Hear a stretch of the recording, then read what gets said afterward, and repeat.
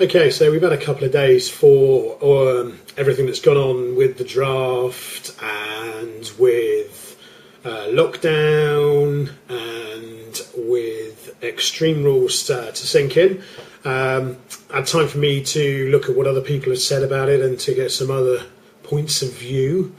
The serious question I'd like to pose to particularly you guys at PWR, as I'm going to post this as a reply to your radio show, is looking at the two pay-per-views side by side, Lockdown and Extreme Rules.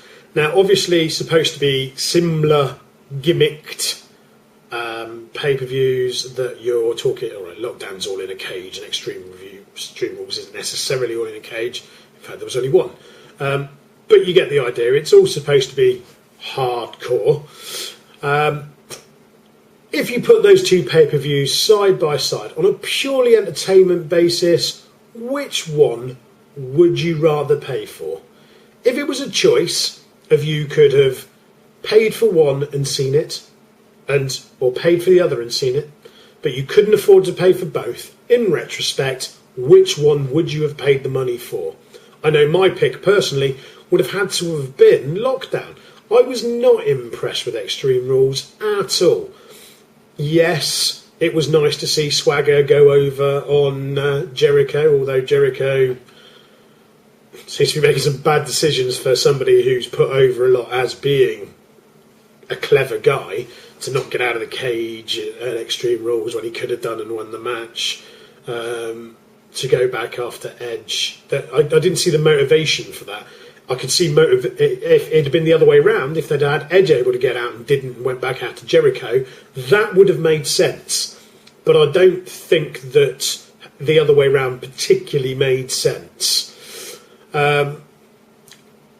Yes, again, Sheamus went over on Triple H. I can see the point behind that. Triple H is going to take some time off.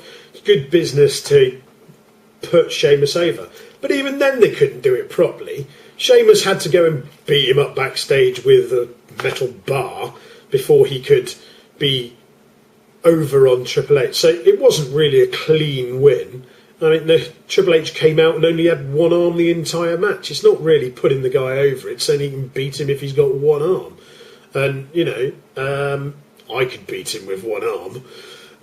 Maybe not. He's a big guy. If I was Sheamus' size, I could beat him with one arm. And it was so obvious the second that Triple H's music came on, and that was announced as the first match on the card, that it wasn't going to happen. But Triple H doesn't wrestle first matches on pay-per-view cards. Come on, really? Where are you getting that from? The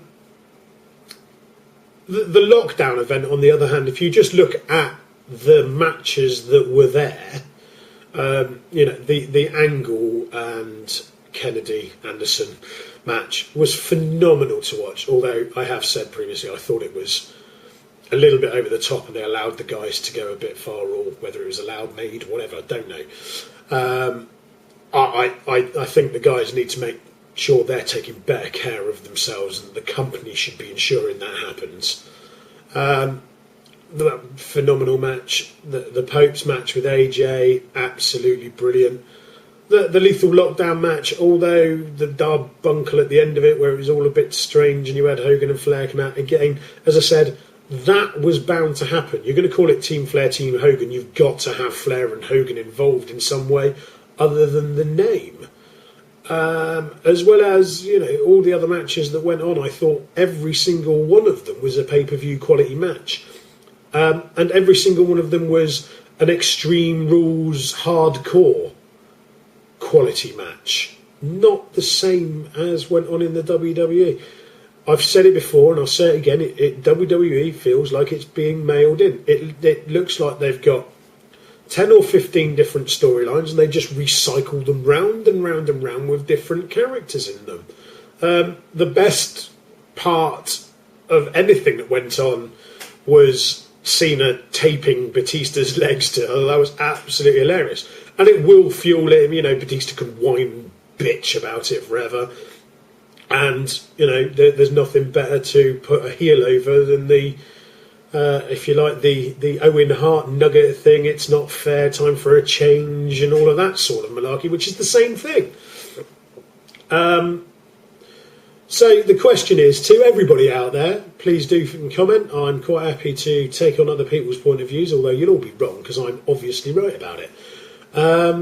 The question I want to know is, do you seriously consider that the Lockdown pay-per-view and the Extreme Rules pay-per-view were on a par with each other? I personally think that the Lockdown pay-per-view was better than WrestleMania as a whole wrestling show, notwithstanding the WrestleMania big feel and all that sort of thing. I mean, just as the matches on the card and the way that the storylines were developed and what went on as far as the storytelling went and the level of the match. Sounded rubbish, but there you go. Really must write something down for these videos before I do them. So there you go. There's a question from me. I hope to hear some feedback from somebody, particularly the guys at PWR. Please do answer. And I'll see you all soon.